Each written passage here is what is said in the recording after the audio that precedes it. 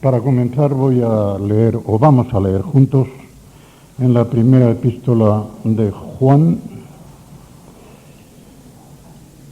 6 versículos. En el capítulo primero, versículos 5 al 10 inclusive.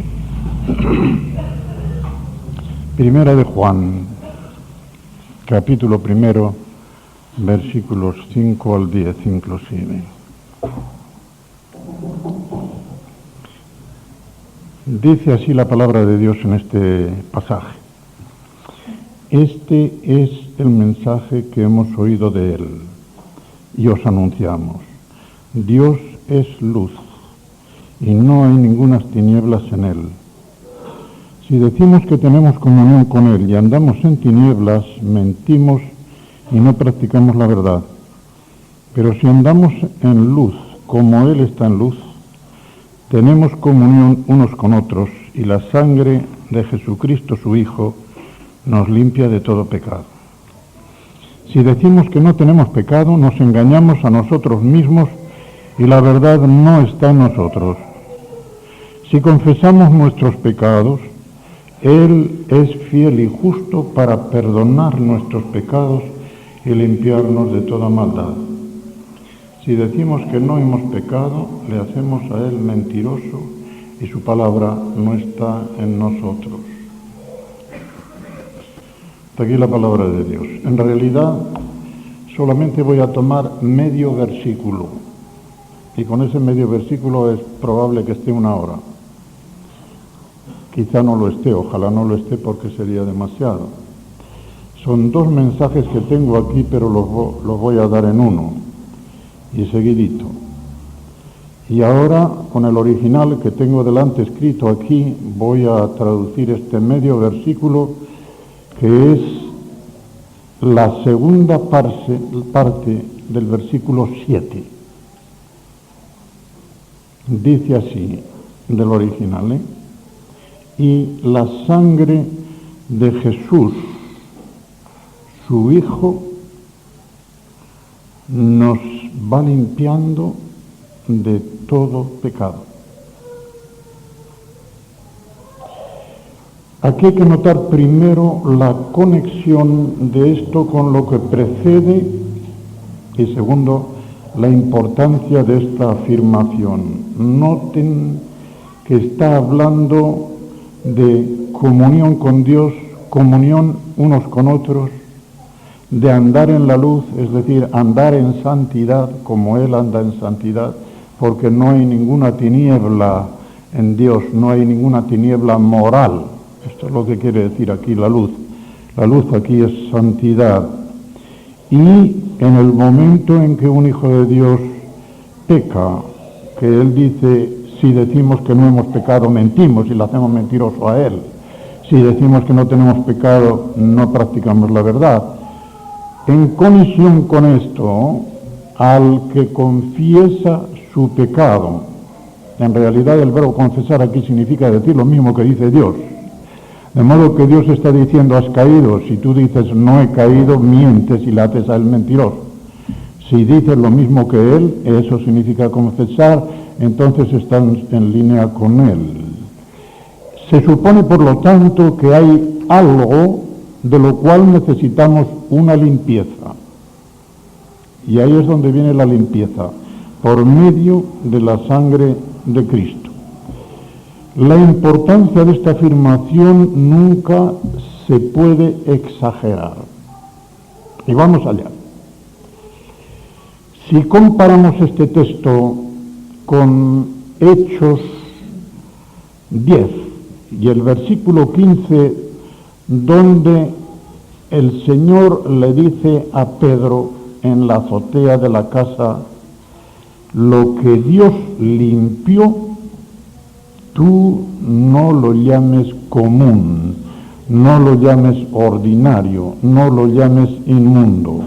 El verbo es el mismo, de modo que aquí ya nos da un fondo veterotestamentario del Antiguo Testamento. ¿A qué se refiere? Veremos un contraste con esta primera epístola de Juan en el capítulo 3, el versículo 3, donde dice, y el que tiene esta esperanza en Él, en Cristo, se está purificando como Él es puro. Dios se está purificando, como he dicho, se está limpiando, porque el verbo está en presente. Y aunque no voy a dar una lección completa de griego, como lo digo en otras partes, el presente griego es continuativo si el contexto no dice otra cosa. De modo que cuando un verbo está en presente hay una línea continua. Es una fuente de limpieza, la de la sangre de Cristo, que no se agota. Está siempre a nuestra disposición. Está siempre limpiando los pecados que nosotros confesamos y nos arrepentimos de ellos. De modo que ved ya a dónde va. El contraste, digo, con 1 de Juan 3:3 es el siguiente. Allí el verbo es purificarse a fuego, porque eso es lo que significa la palabra purificar. Pur significa fuego. Y hasta el verbo que es agnisei nos viene nada menos que del sánscrito, que es el bisabuelo de todos nuestros idiomas. Y en el sánscrito, agni significa fuego. Hay una marca de gas, lo he visto en Vigo muchas veces, que se pone agni. Digo, esta gente sabe sánscrito, porque agni significa fuego. Y agnisei. De modo que aquí el fuego de la purificación es una cosa interior para quitar la escoria. Pero el verbo que tenemos aquí en 1 de Juan 1, la segunda parte del versículo 7, no es ese. Indica la purificación de una contaminación legal. Ahí es donde apunta. Las contaminaciones que según Éxodo y Levítico acarreaba todo aquel que faltaba a la ley en materia de lo inmundo y lo limpio, esto tenía que ver con la contaminación legal, pues aquí está hablando de la contaminación legal.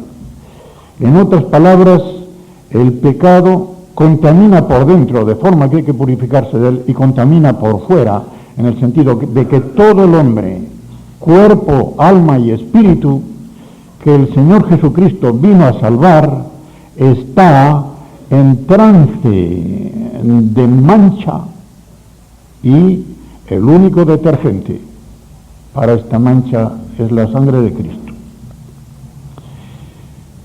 Es un detergente, digo, más aún, como es un detergente para una cosa moral, tenemos una enfermedad mortal a la cual hay que poner remedio. De modo que no solo hace falta alguien que limpie, sino alguien que cure. En efecto, vamos a ver cómo afecta a los tres elementos del hombre. El pecado es algo que afecta al hombre entero porque es como un cáncer, digamos hoy el virus del SIDA, que todavía sienta peor que hablar de cáncer, ¿no? A una persona que tiene cáncer todavía la gente se le acerca, pero una persona que tiene SIDA, AIDS, al revés se dice en inglés, parece un leproso, un maldito, y a veces no ha tenido culpa, porque ese virus se transmite de muchas maneras, y no solamente por contacto sexual, y menos aún por homosexual. Se transmite de muchas maneras. Pero tengamos en cuenta una cosa, tanto el cáncer como el SIDA, aunque son incurables y afectan al cuerpo, se acaban con la muerte. Esto lo he dicho ya en varias ocasiones, pero lo repito. No hay enfermedad física que se resista a los gusanos del sepulcro. Los gusanos del sepulcro se comen todo lo que hay, incluso el cáncer. Y el SIDA también. Allí se queda en el fondo de la tierra. Pero el pecado es algo que no se cura con los gusanos del sepulcro. Ya lo veremos, porque afecta especialmente y primordialmente al espíritu, y de ahí se expande al alma y al cuerpo finalmente. También es, en cuanto afecta al alma, algo así como una psicopatía. El hombre que tiene el pecado no ve las cosas como deben verse. Está en cierto modo alienado y por lo tanto loco. Aunque la gente lo tenga por cuerdo y hasta por sabio, a los ojos de Dios es un loco, que está fuera de sí. Recordemos, hermanos y hermanas, que cuando en Lucas 15, en el versículo 17, viene el arrepentimiento del hijo pródigo, textualmente dice Lucas, vuelto en sí, que quiere decir que estaba fuera de sí. Porque una persona no vuelve en sí si no ha estado fuera de sí. ¿Y cómo se llama al que está fuera de sí? Loco. A veces loco de atar. Es una psicopatía, por lo tanto, que afecta al alma, pero la psicopatía natural también se acaba con la muerte. En el momento en que una persona muere, no solamente se van las enfermedades del cuerpo, sino que se van también las enfermedades del alma que tienen conexión con el cerebro. Como el cerebro es materia, queda en el sepulcro, se acabaron las enfermedades psicopáticas. Pero, sobre todo y primordialmente, aunque vamos de menos a más, es algo que afecta directamente al espíritu. De ahí que la palabra clásica para decir, y es la única que Juan usa para decir pecado, en Pablo se encuentran muchas para decir pecado. Por ejemplo, en Romanos 5, del 12 en adelante, se emplean por lo menos 3 palabras. Una que es el pecado en general, y 2 que significan caída y transgresión. Pero aquí Juan siempre usa esta. Y esta palabra, lo mismo que la correspondiente en hebreo, aunque en hebreo se ve más claramente que hay una barrera, Het es la letra que significa barrera, y es por donde empieza la palabra pecado en hebreo. De modo que para el hebreo el pecado es una barrera que lo separa de Dios. En griego significa otra cosa. Significa errar el blanco, alguien que se pone con un arco a disparar y el dardo o la flecha nunca llega al blanco. O cae corto o cae desviado. De modo que una persona que peca se está desviando del blanco a donde tendría que ir. O cae corto o cae desviado. De modo que en esta forma el pecado es algo que no solamente no se acaba con la muerte, sino que se fija con la muerte. La muerte lo fija para siempre. De modo que una persona que muere en pecado se queda en pecado para toda la eternidad. Si ha recibido al Señor Jesucristo, esta persona tiene el perdón de los pecados y después de creyente tiene en la sangre de Cristo la fórmula para limpiar todo pecado en el cual caiga. Pero pecados no perdonados por la sangre de Jesucristo duran para toda la eternidad. La muerte no los quita, los fija.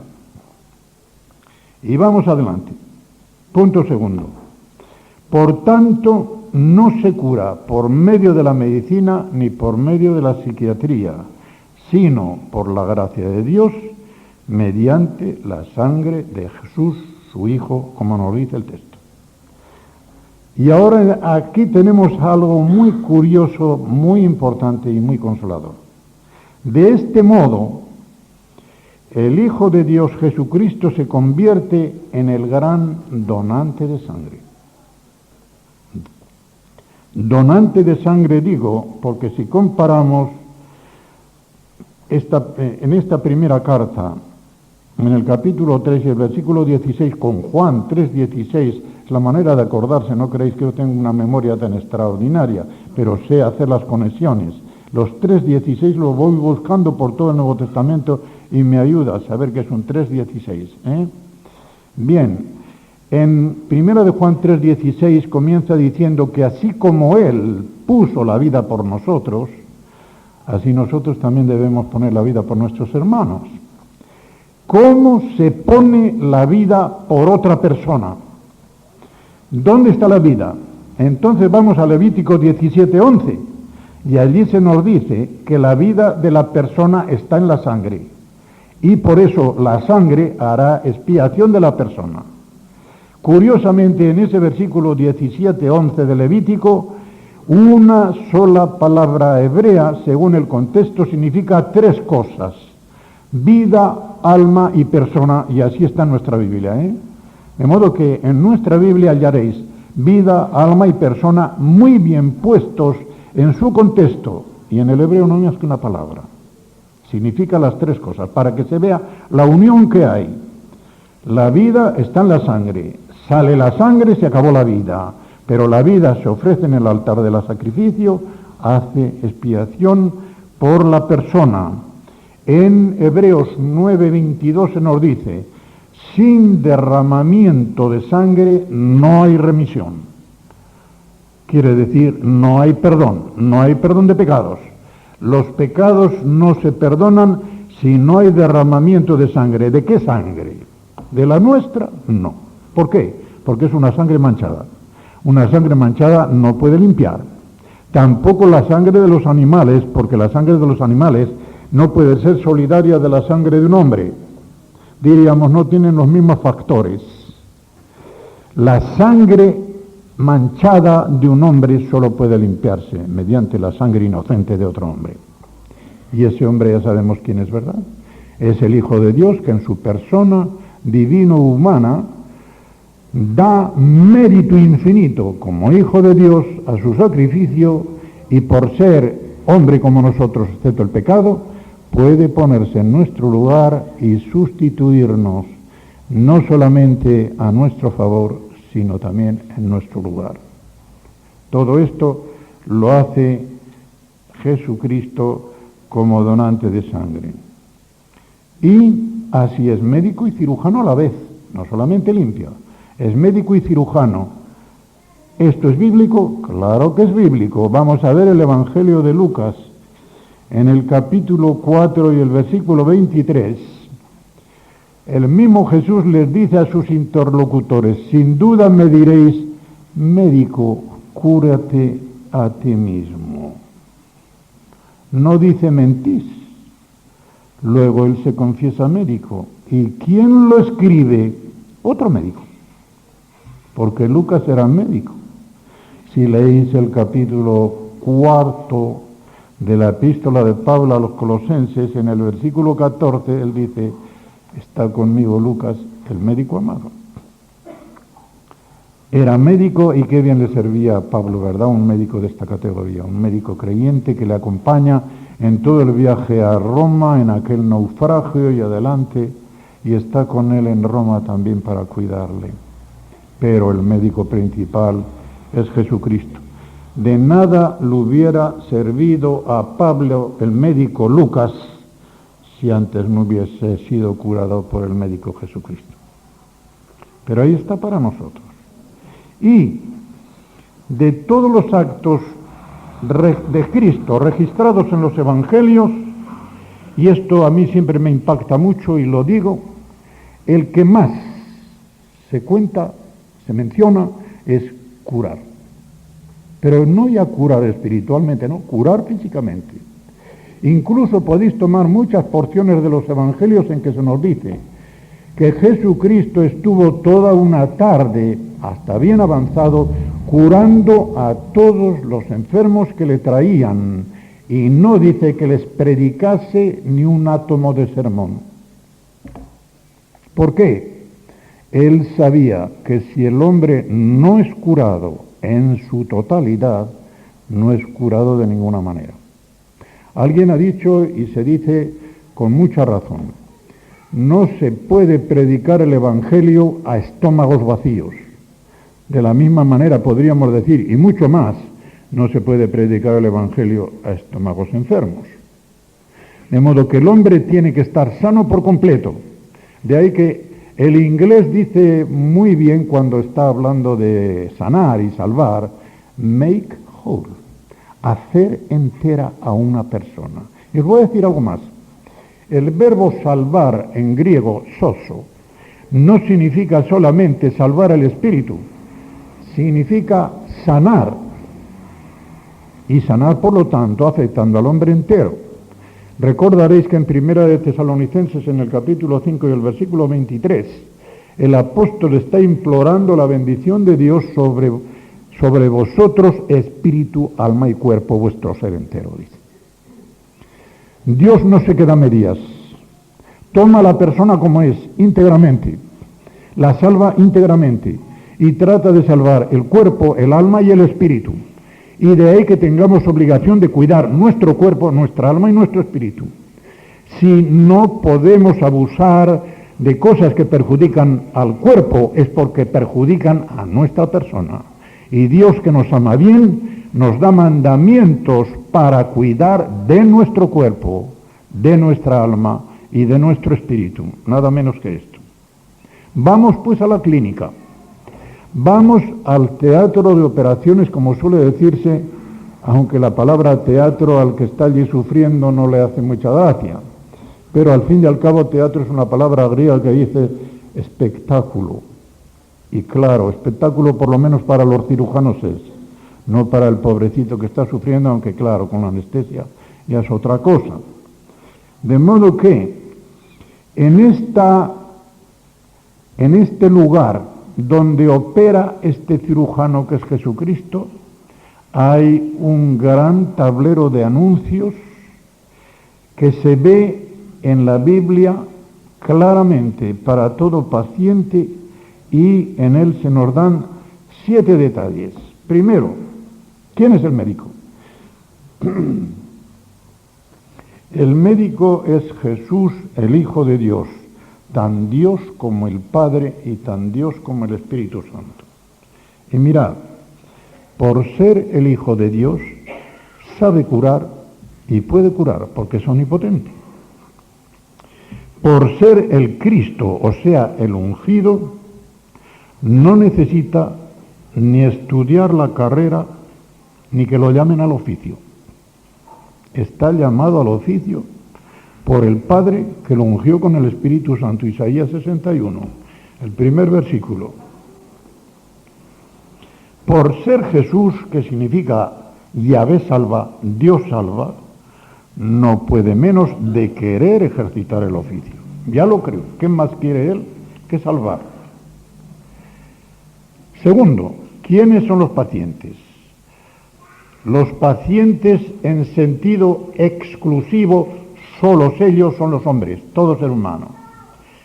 En Hebreos 2:16 leemos que no vino a salvar a los ángeles, sino a la descendencia de Abraham, es decir, a los descendientes espirituales de Abraham, porque a Abraham se le pone como Padre espiritual de todos los creyentes. Es nuestro Padre espiritual en este sentido, No es nuestro Padre según la carne, a no ser que seamos judíos, descendientes de Abraham, que también hay bastantes en Argentina, ¿no?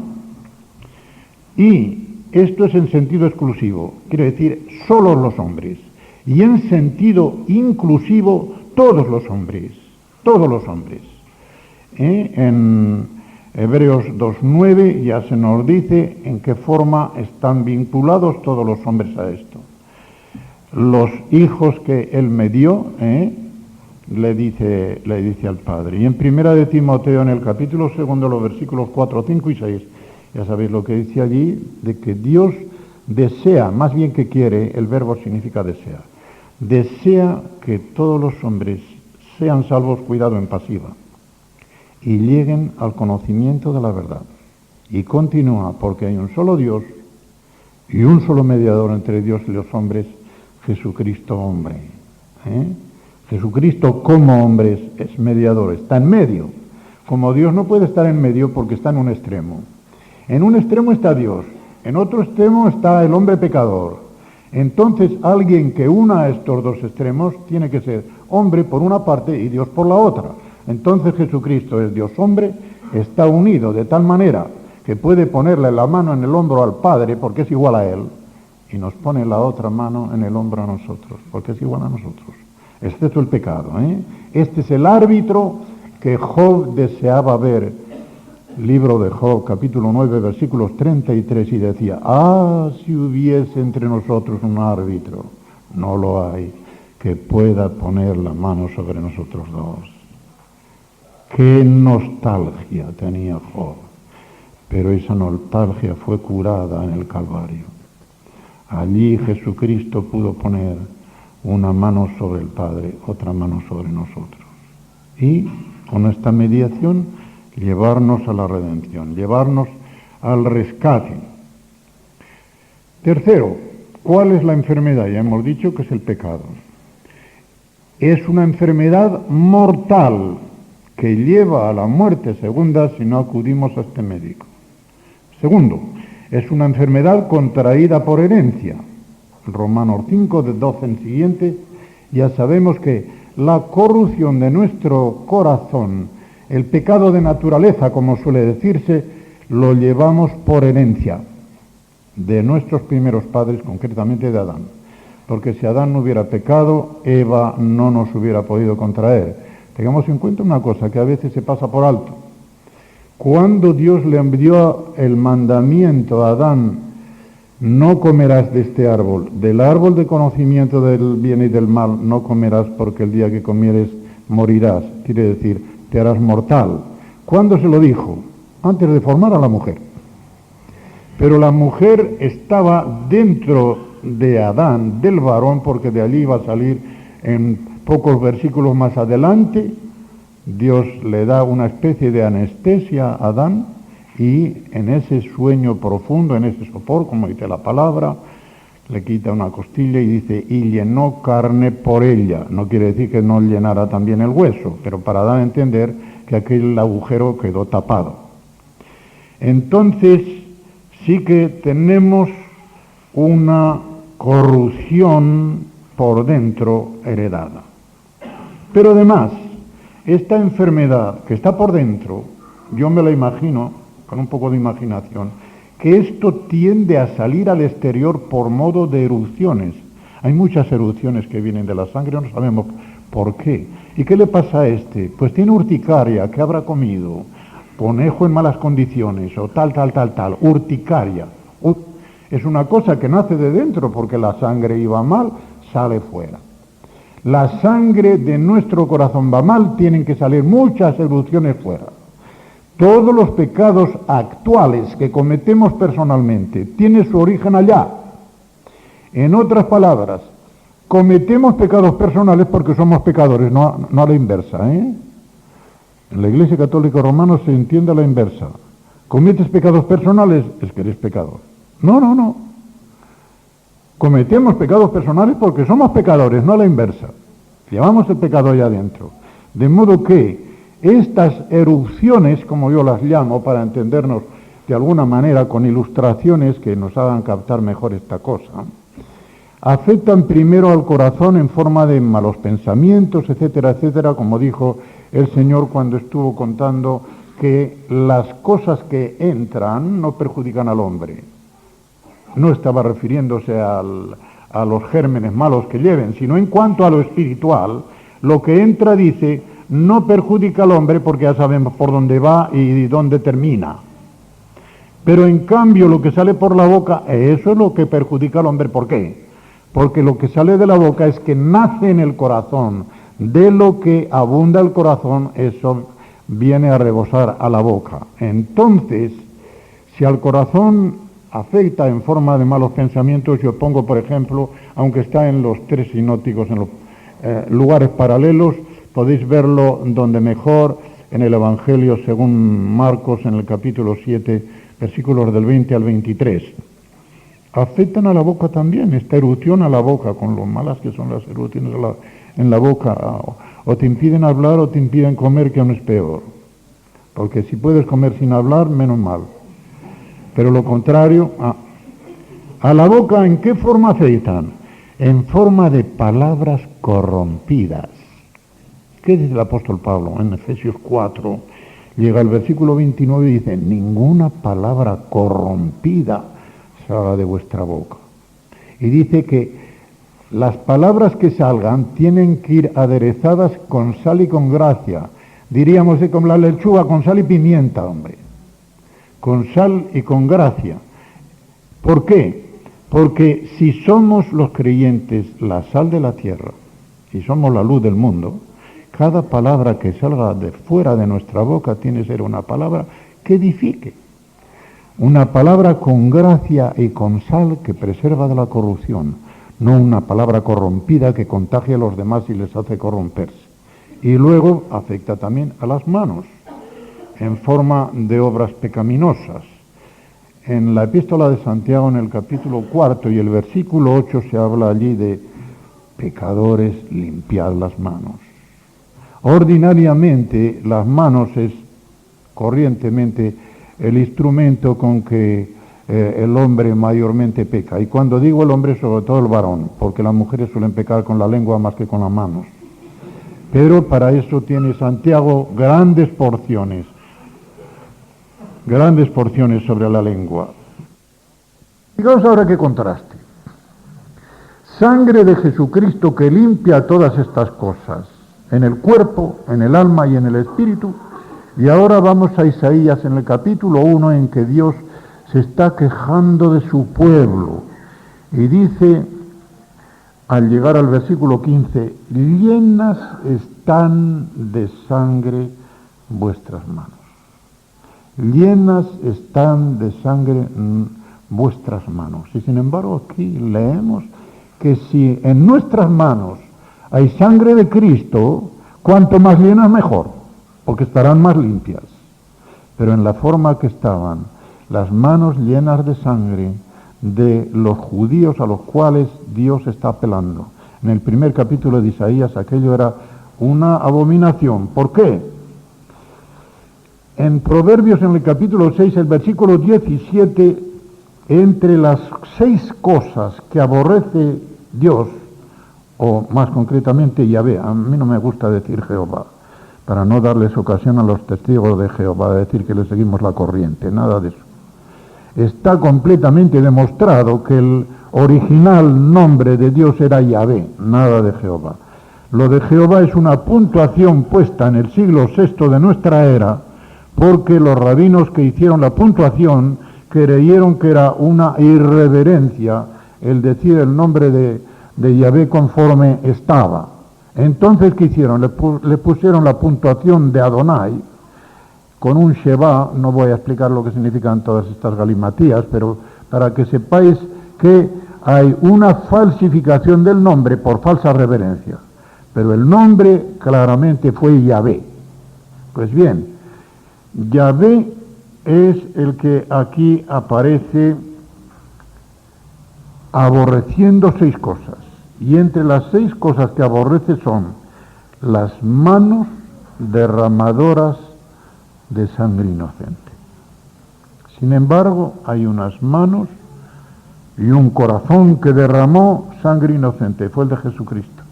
Cristo derramó toda su sangre inocente, para limpiarnos a nosotros, para salvarnos a nosotros. Sangre inocente por nosotros pecadores. Cuarto, el remedio. ¿Cuál es el remedio? Claro, el remedio es la sangre, por lo tanto. Y aquí notemos esto. Es su propia sangre. Cuando hago énfasis es porque lo tengo subrayado. Su propia sangre, no la de otro. No derramó la sangre de otro, derramó su propia sangre. Segundo, y esto la derramó de modo inevitable. Reverentemente podemos decir que no tuvo más remedio. Mirad, si leéis, y no los voy a leer, pero en el capítulo 24 de Lucas, que es quien más claramente lo pone, hay 2 versículos, el uno es el 26 y lo repite en el 44, ¿qué era necesario? Que el Hijo del Hombre padeciese tal. Era necesario. Era necesario porque sin el derramamiento de esa sangre estábamos perdidos. Y Dios el Padre amaba tanto a la humanidad caída, al mundo, como dice en Juan 3:16, que no pudo contenerse. De tal manera amó Dios al mundo que dio, no dice ha dado, dio, como diciendo un regalo que lo dio y no se puede volver atrás. Está en indefinido, está en aoristo, no está en pretérito perfecto. Dio a su Hijo unigénito, ya sabemos para qué lo dio, ¿verdad? Lo dio para ser entregado a la muerte de cruz, a fin de que todo aquel que en él cree no se pierda, no perezca, no se arruine, sino que tenga vida eterna. De modo que era inevitable, y él está muy contento de derramarla y ahora de haberla derramado. En Hebreos 12:2, donde se nos dice que tenemos que poner los ojos fijos en Jesús, el autor y el consumador de nuestra fe, sigue diciendo que por el gozo puesto delante de él, sufrió la cruz. Hubo un gozo que se le puso delante para que se abrazara aquella cruz con el gozo del contentamiento de que de esta forma una muchedumbre de personas iban a ser salvas y de otra manera hubieran estado condenadas para siempre a los infiernos. De modo que su propia sangre, de modo inevitable, contento de derramarla. Quinto punto. La operación es limpiar, pero es tal la excelencia de esta sangre para limpiar que aquí tenemos una función sacerdotal que la vemos claramente en la epístola a los Hebreos en el capítulo 10. Está hablando del sacrificio, del sacerdocio de Jesucristo. Y después de hablar de en qué forma Él con un solo sacrificio, y ya hizo bastante por todos los pecados, por ejemplo el versículo 12, que es uno de los más importantes de esta porción, pero Cristo, habiendo ofrecido una vez para siempre un solo sacrificio por los pecados, está sentado a la diestra de Dios el Padre. Estar sentado significaba en el Antiguo Testamento que se había acabado el sacrificio. Los sacerdotes no podían sentarse, ni había asientos, ni en el tabernáculo ni en el templo. Tenían que desvestirse de las vestiduras sacerdotales, ponérselas de calle, ir a casa y allí sí, allí se podían sentar. De modo que aquello significaba que el sacrificio se había acabado. El hecho simbólico de que Jesucristo esté sentado a la diestra de Dios Padre, aunque también está de pie como inmolado y está de pie intercediendo siempre por nosotros, significa que el sacrificio se acabó. En este contexto el sacrificio se acabó, está consumado. Y siguiendo con esta tónica del sacrificio, dice ahora a los lectores de la epístola, así que hermanos, versículo 19, teniendo libertad. Nos recuerda esto el capítulo 4, versículos 15 y 16. Teniendo libertad para entrar en el lugar santísimo por la sangre de Jesucristo, por el camino nuevo y vivo que Él nos abrió a través del velo, esto es de su carne, y teniendo un gran sacerdote sobre la casa de Dios, ahora vamos a ver 4 cosas que nos dan lo que es esta sangre en todas sus dimensiones. Es un cordial, ya explicaré lo que significa cordial, es un refuerzo, es una purga y es una limpieza. Es un cordial se llama, no sé cómo se le llama aquí, pero en España en la farmacia se pide un cordial y se da algo que estimule el corazón porque está acabándose o está fallando. Deme un cordial para que me sostenga el corazón. Pues bien, un cordial para que sostenga el corazón, acerquémonos con corazón sincero. La sinceridad y la sencillez de corazón es el mejor cordial que la sangre de Jesucristo en el sacrificio que aquí se habla nos proporciona. Después, un refuerzo con plena certidumbre de fe. Nos acercamos con una fe completa, en plena certidumbre de fe, porque la sangre de Jesucristo aquí es un refuerzo.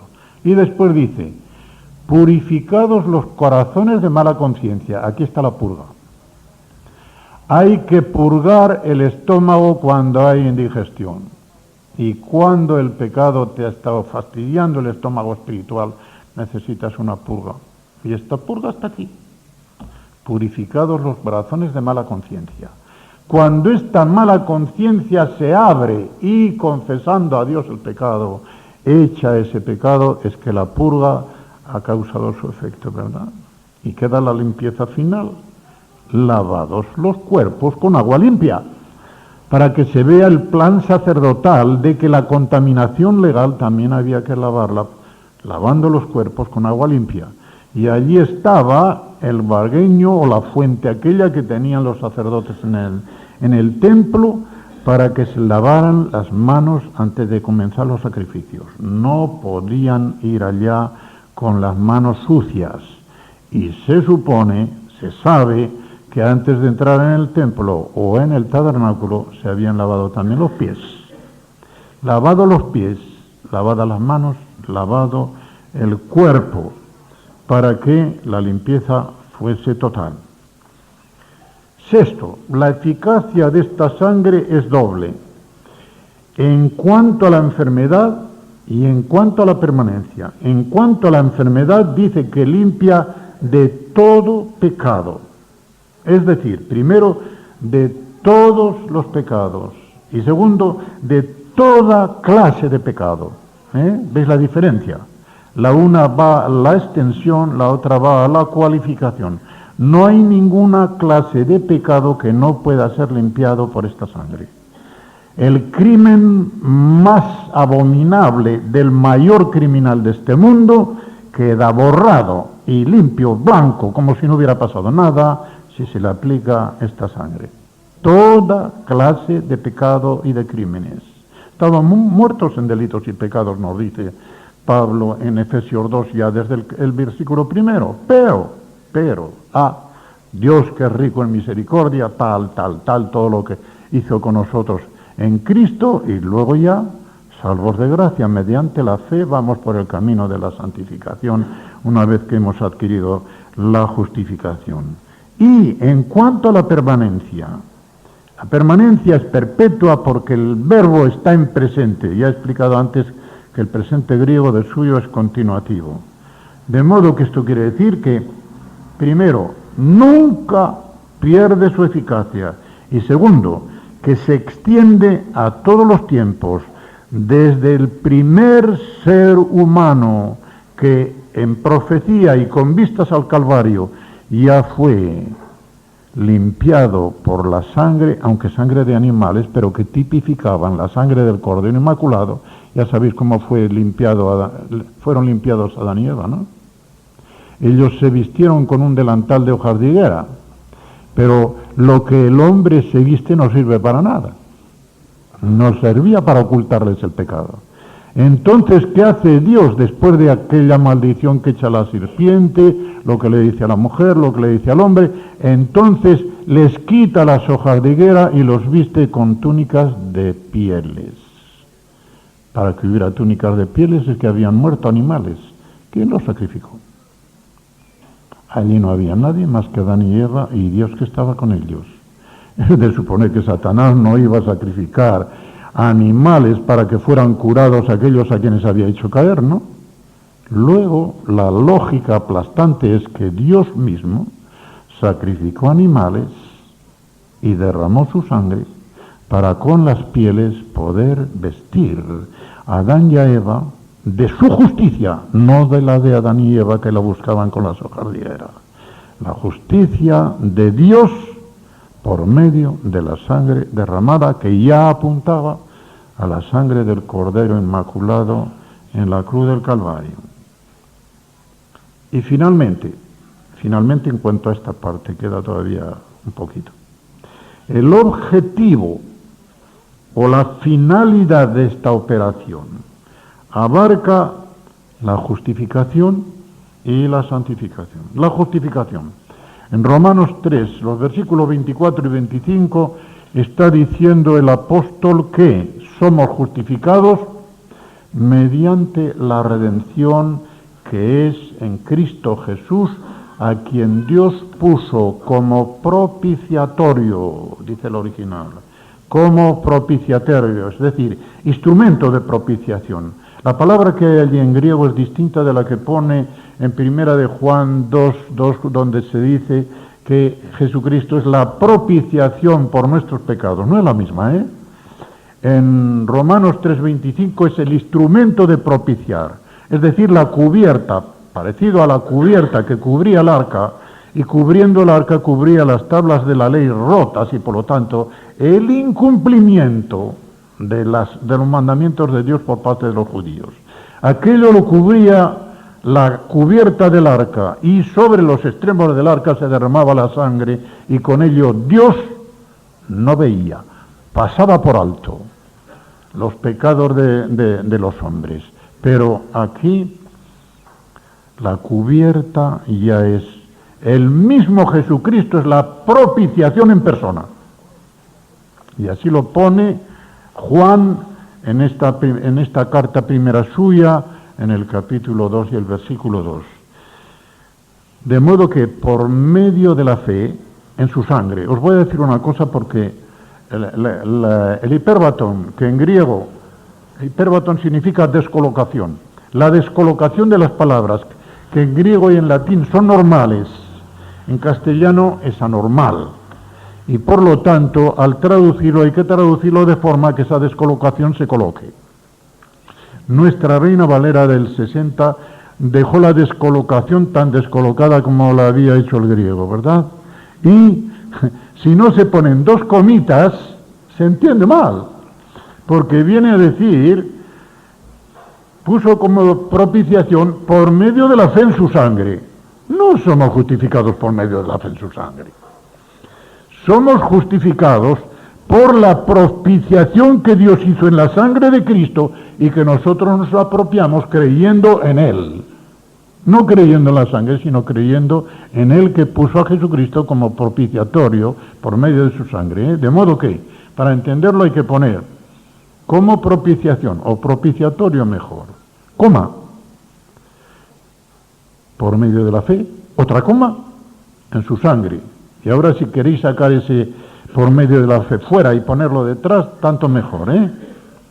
Y la santificación clarísimamente, porque el contexto mismo de esta porción, de este medio versículo que estamos estudiando, nos da a entender que se trata de la andadura.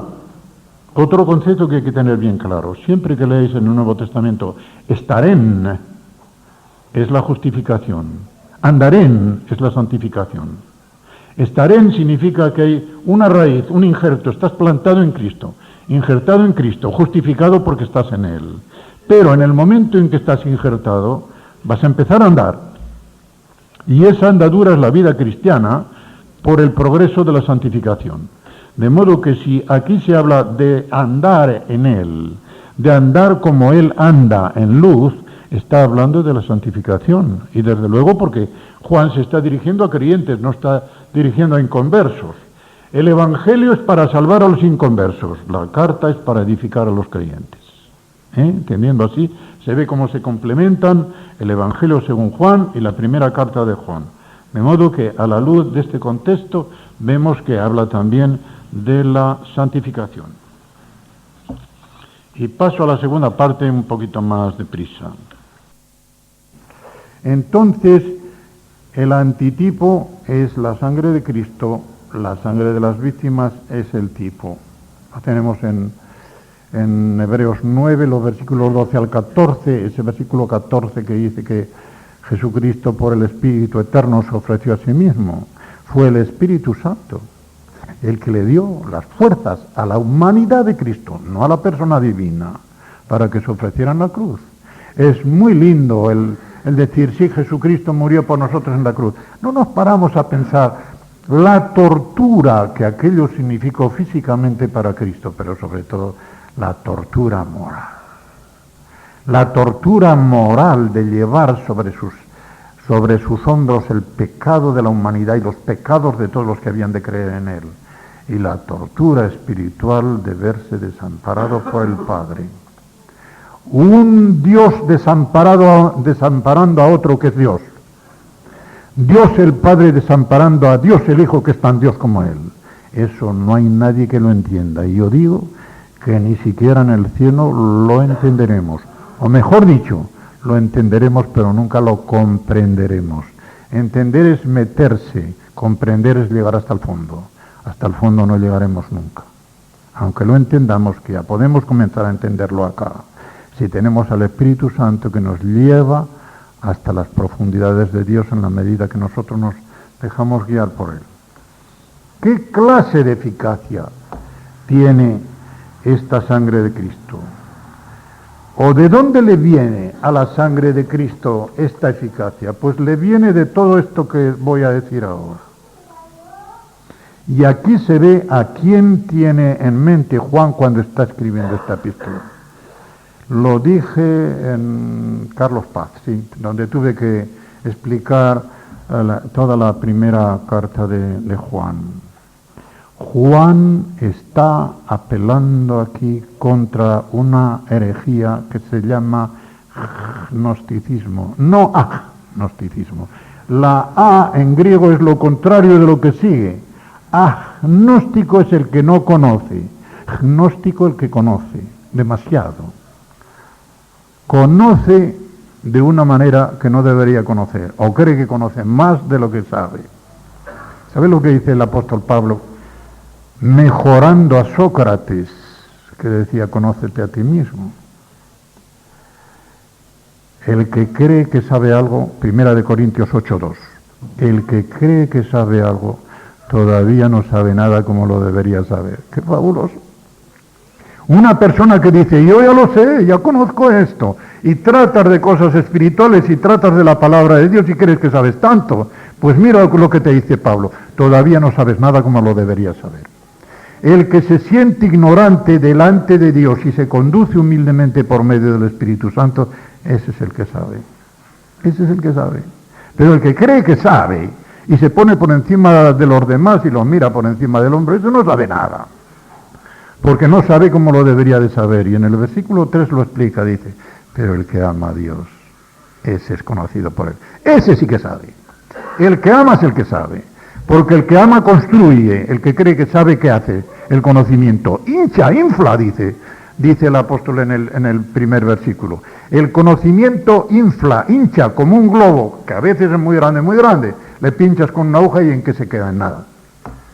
Así se queda el que se infla con lo que cree que sabe. Se le da un pinchazo con cualquier cosa de la palabra de Dios y se queda en nada. De modo que, ya vemos contra quiénes va, pero va contra muchos otros también. Esta eficacia de la sangre de Cristo le viene primero de ser verdadera sangre de hombre, contra un grupo de los gnósticos llamados docetas, que decían que Jesucristo vino a este mundo en carne aparente, no en carne real. No fue una carne que fue sacada de la Virgen María, fue una carne especial que descendió del cielo, tan sutil que aquello parecía carne pero no lo era. Y si no era carne, Jesucristo no se encarnó sino aparentemente, no sufrió sino aparentemente, no murió sino aparentemente, luego aparentemente estamos salvados pero no realmente. Así de sencillo. De modo que contra los docetas, que es una de las ramas de los gnósticos, es verdadera sangre de hombre, pero también es verdadera sangre del Hijo de Dios. La otra rama de los gnósticos que decían, estos admitían que era verdadero cuerpo, verdadera sangre, pero decían, Hijo de Dios que va, Cristo tampoco. Cristo vino sobre el Jesús de Nazaret después del bautismo, cuando la voz de arriba dijo, este es mi Hijo muy amado, en quien tengo mi complacencia, y el Espíritu Santo descendió en figura de paloma sobre aquel, al subir del bautismo. Antes no lo era, después del agua sí. Y le abandonó a los pies de la cruz cuando tenía que morir. ¿Y sabéis lo que dice Juan en el capítulo 5 contra esto? Este es el que vino no solo mediante agua, sino mediante sangre. Mediante agua vino, quiere decir, ya era Cristo antes de pasar por el agua. Mediante sangre siguió siendo Cristo después de sufrir. Enlaza los dos extremos, el agua y la sangre, y dice, y de esto da testimonio el Espíritu, porque tres son los que dan testimonio: el agua, la sangre y el Espíritu. El agua y la sangre, las dos funciones por las que pasó, y el Espíritu que da testimonio de todo ello por medio de su palabra. De modo que es la sangre del Hijo de Dios contra los cerintianos, les llama así, porque el gnóstico heresiarca, el que comenzó esta herejía, se llamaba Cerinto. Después es de ser la sangre de Cristo, que es Dios. Y aquí tenemos otra herejía que cundió en el siglo V, especialmente los nestorianos. Nestorio fue un heresiarca que decía que en Jesucristo había dos personas, una divina y otra humana, y de esta forma él salvaba de que la Virgen no fuera llamada la Madre de Dios, sino la Madre de Cristo y la portadora de Dios, pero no la Madre de Dios.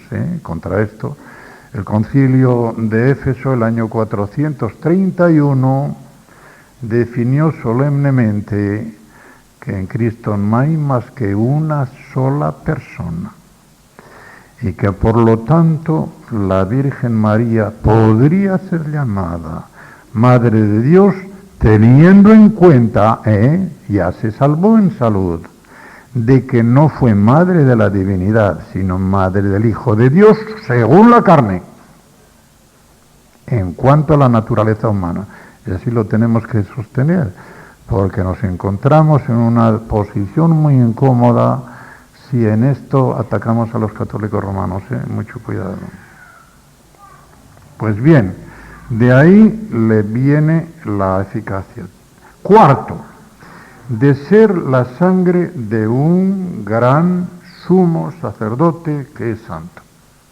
En la epístola a los Hebreos, en el capítulo 7, los versículos 25 y 26, se nos dan las cualificaciones de este sacerdote para poder llevar a cabo el sacrificio que él llevó en la cruz del Calvario.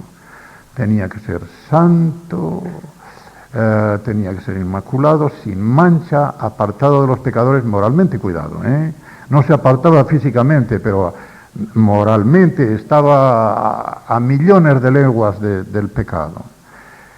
Más sublime, hecho más sublime que los cielos. Más sublime quiere decir más alto que los cielos. Y si es más sublime que los cielos, es más sublime que todos los cielos. ¿Cuáles son los cielos para un judío? 3. El cielo atmosférico donde está, no os asustéis, Satanás, con todos los demonios, sus agentes, no está en el infierno. Al infierno irá Satanás 1000 años después que el anticristo y el falso profeta.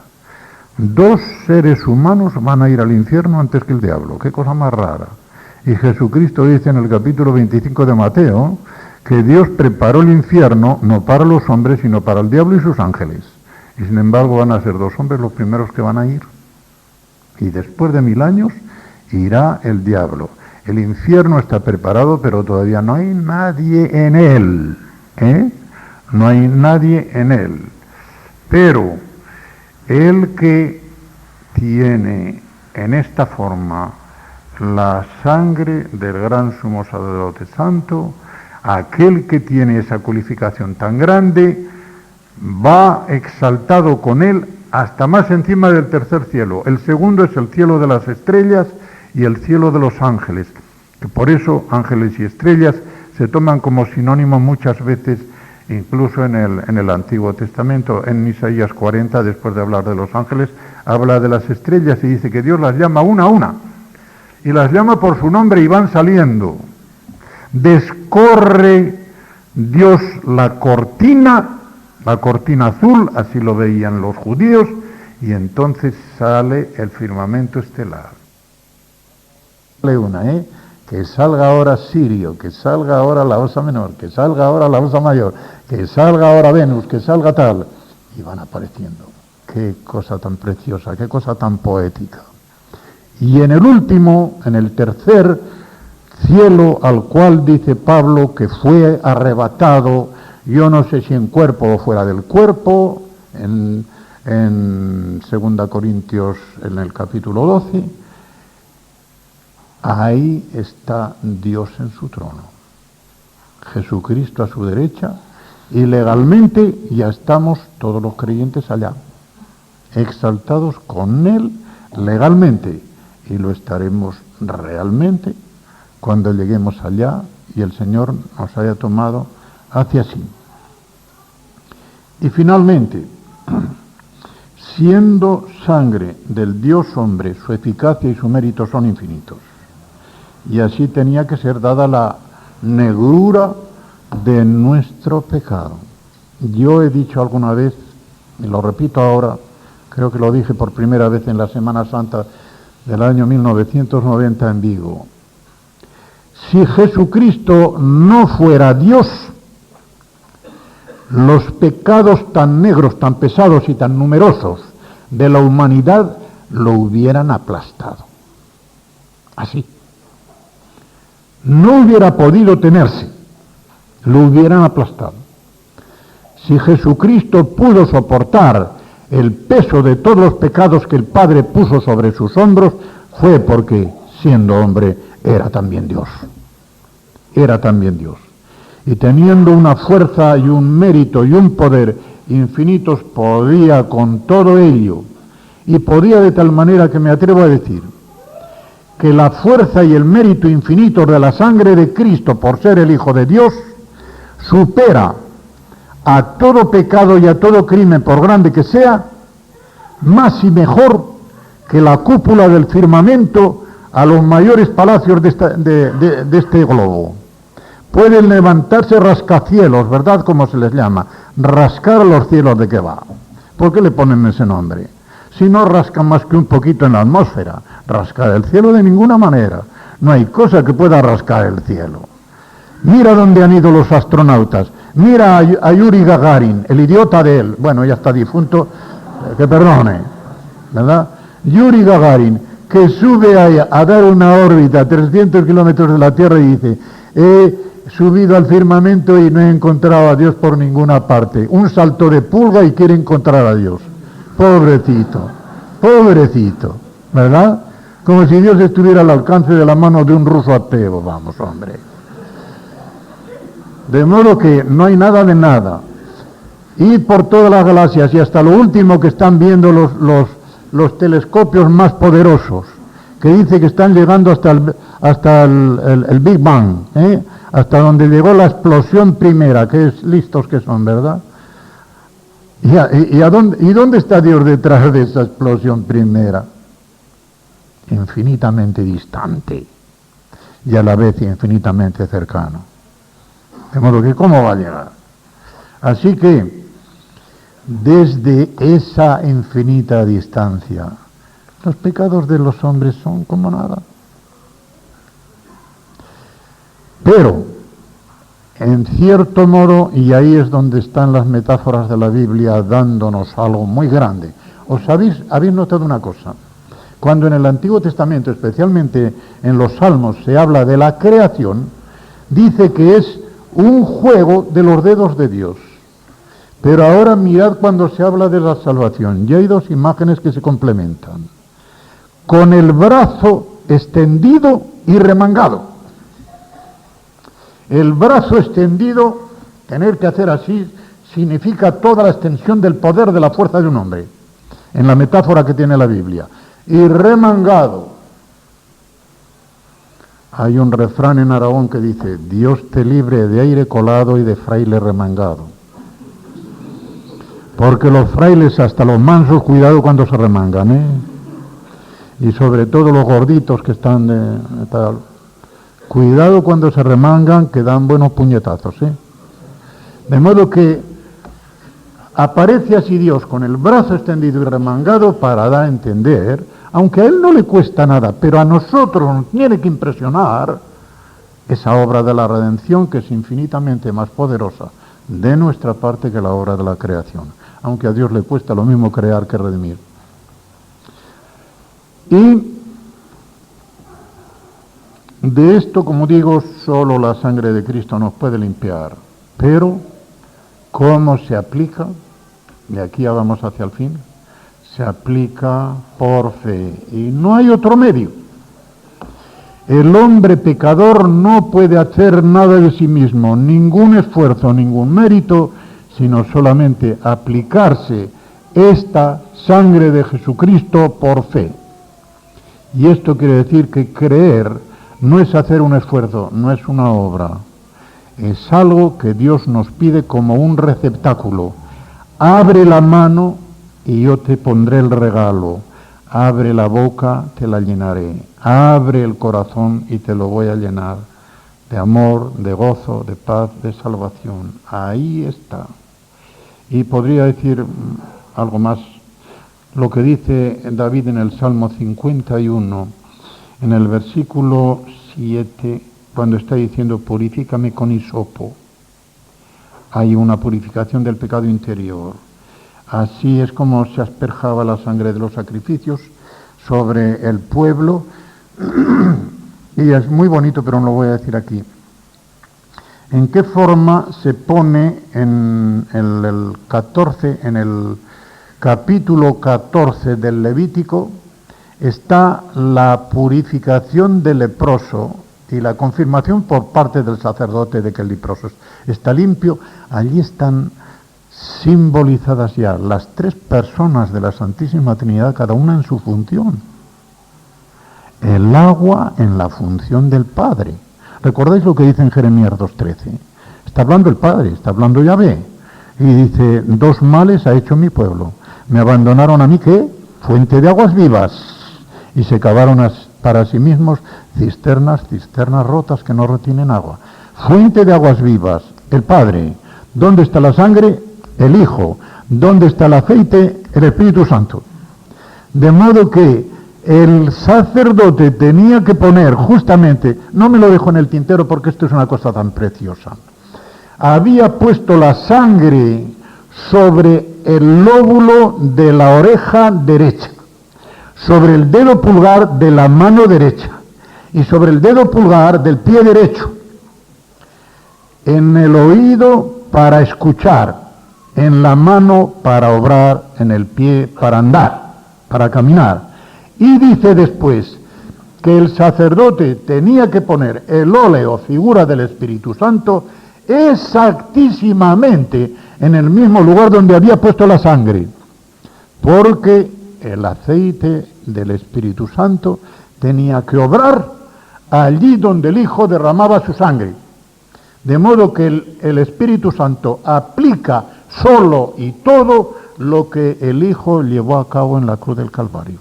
Eso es lo que el Espíritu Santo aplica, y muy bien simbolizado ya en Levítico 14, en la purificación del leproso.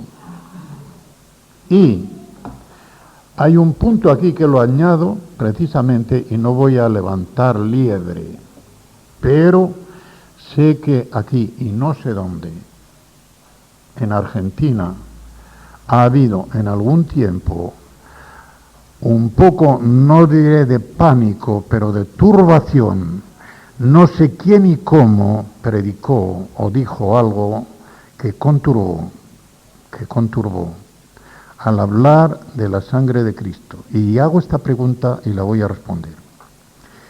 ¿Era necesario que Jesucristo derramara toda su sangre? Desde luego era necesario que derramara la sangre, ¿no?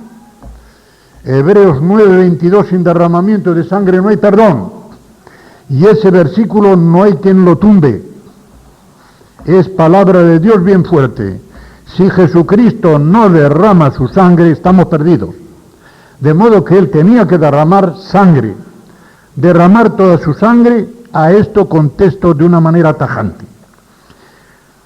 Como en los sacrificios de los animales, tenía que derramar por lo menos tanta sangre que le causara la muerte. Un derramamiento de sangre que le causara la muerte. Y así derramando la sangre por todas las heridas que tenía abiertas.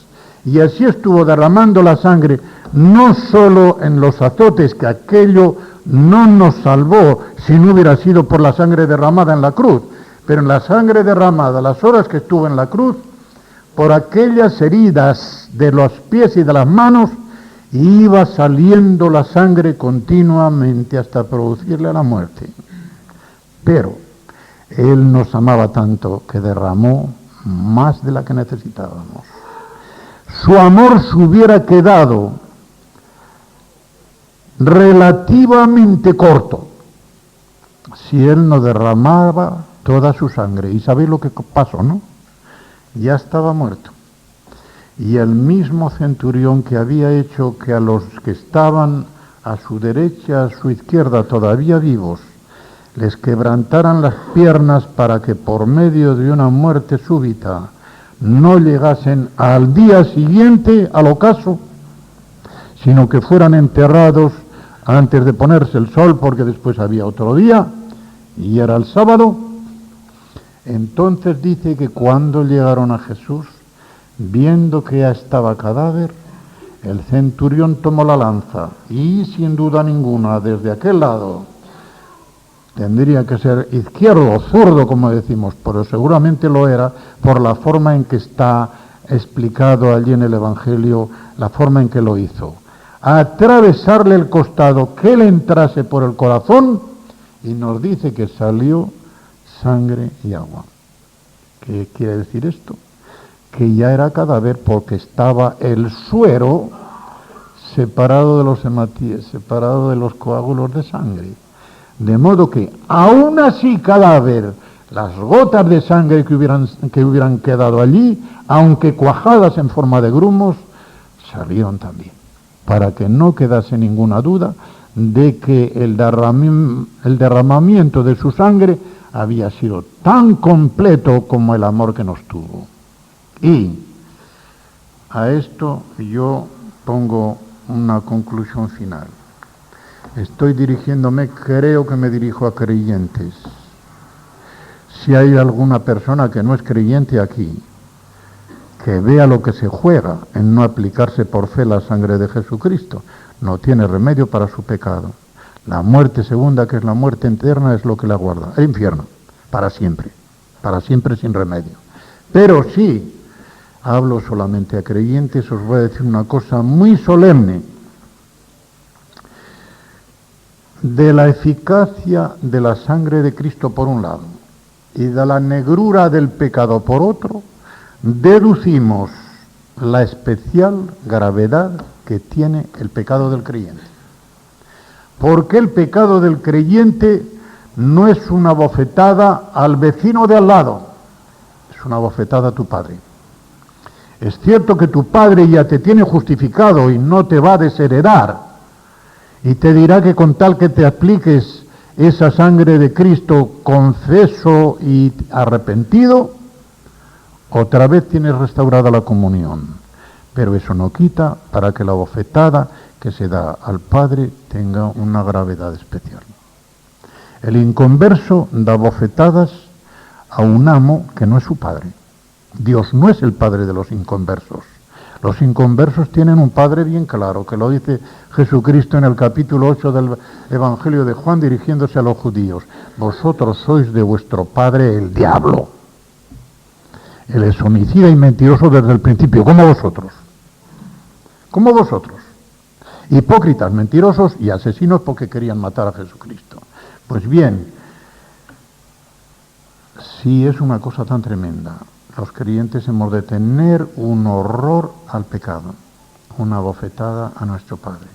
Y no digamos que son pecados veniales, no, ese es un invento de la Iglesia Católica. No hay pecados veniales y pecados mortales. Todo pecado es mortal de necesidad de suyo. Pecado venial, ¿qué significa? Pecado que se perdona fácilmente, con un poco de agua bendita, unos golpes de pecho o unas indulgencias. No hay de qué.